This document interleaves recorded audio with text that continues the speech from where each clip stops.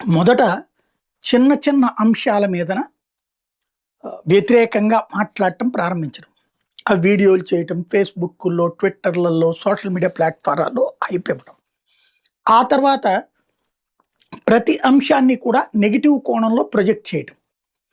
అలా ప్రొజెక్ట్ చేసినప్పుడు పాజిటివ్ కోణాన్ని అవతల వాళ్ళు ప్రొజెక్ట్ చేస్తే వాళ్ళని దూషించడం, ద్వేషించడం. ఆ పైన అలా ద్వేషించే వాళ్ళని తయారు చేయటం. ఇలా ముందు ఒక కార్యక్రమం సాగింది. నేపాల్‌లో, బంగ్లాదేశ్‌లో కూడా. షేక్ హసీనా మీదైనా సరే, నేపాల్‌లో ఉన్నటువంటి ప్రభుత్వం మీదైనా సరే.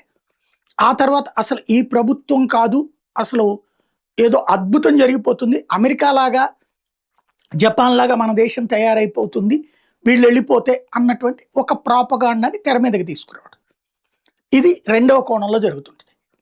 అయితే ఎందుకెళ్ళిపోవాలి అన్నటువంటి ప్రశ్న రేగుతుంది కాబట్టి ఏదో ఒక టాపిక్ వచ్చేదాకా వెయిట్ చేయడం. ఆ టాపిక్ నేపాల్‌లో జరిగిందేంటి?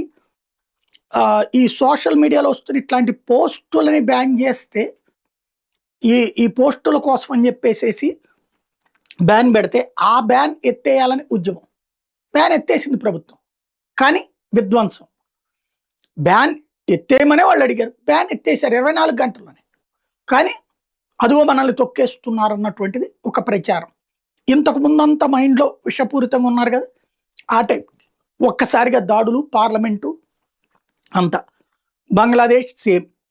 ఇలాగ చేస్తున్న సందర్భంలో చివర్లో షేక్ హసీనా కూడా కాదు, సుప్రీం కోర్ట్ ఇచ్చిన తీర్పు ఆధారంగా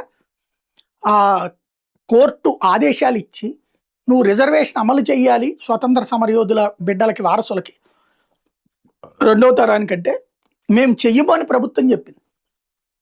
అయినా సరే చెయ్యాలని ఆదేశించింది.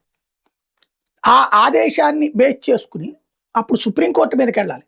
కానీ ప్రభుత్వం మీదకి వెళ్ళారు. ప్రధానమంత్రి పారిపోయేలా చేశారు. ఇది అక్కడ జరిగింది. ఇప్పుడు ఇక్కడ సేమ్.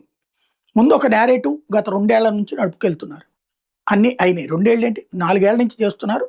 అందులో కొంత విజయం సాధించారు మొన్న ఎన్నికల్లో. అయితే పూర్తి స్థాయి గాక కూటమి గట్టి అక్కడ గెలిచినటువంటి నేపథ్యంలో ఈ దఫా తొక్కేయాలనుకుంటున్నారు.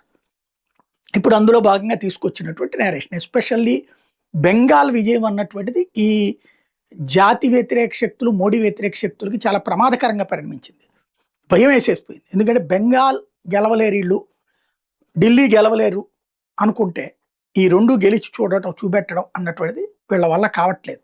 కాబట్టి మోడీని దించడానికి ఇప్పుడు నీటిని ఎంచుకున్నాడు. ఆ అంశంలో చేసిన కుట్ర ప్రయత్నం, కాల్పులు జరిగి విద్యార్థులని సైన్యంతో చంపించేస్తారని హడావిడి చేయాలనుకున్నారు. సైన్యాన్ని కూడా బెదిరేయాలనుకున్నారు. అందుకే 20,000 మంది సైనికులు రాజీనామా చేశారు, 30,000 మంది సైనికులు రాజీనామా చేశారు, అబద్ధ ప్రచారాలు చేశారు. పోలీసులు రాజీనామాలను ఒక తప్పుడు ప్రచారం చేశారు. అంటే దేశంలో సివిల్ వార్ జరుగుతుంది, సైనిక తిరుగుబాటు జరిగిందని ప్రచారం చేసుకొచ్చారు. ఇవన్నీ క్యాజువల్గా ఏదో వేగ్గా జరిగిపోతాయా? నాకు ఎవరో మిత్రుడు పెట్టుకొచ్చాడు అనమాట. సెలెక్టివ్ మీడియా అంటారు, మీరు అంతే కదా. నేను సెలెక్టివ్ మీడియాలో చేయట్లేదు. ఎందుకంటే ఏం జరుగుతుందో వాస్తవం మాట్లాడుతున్నాను నేను. అవతలోడు సెలెక్టివ్ మీడియా ఏంటంటే కావాలని భారతదేశ వ్యతిరేకత లేని అబద్ధాలని, అంటే నిజాలు లేని నిజాలని, అబద్ధాలని అసూగా చెప్పి ప్రజల్ని మోసం చేస్తున్నారు. నేను ఫెయిర్గా, ఫ్రాంక్గా చెప్తున్నా ఏం జరుగుతుంది అన్నటువంటి. ఆ సెలెక్టివ్ మీడియా ఈ దేశాన్ని సెలెక్ట్ చేసుకుంటుంది నాశనం చేయడానికి. నేను ఈ దేశానికి సంబంధించి చేస్తున్న మోసాలని ఎత్తి చూపెడుతున్నా. అంతే తేడా.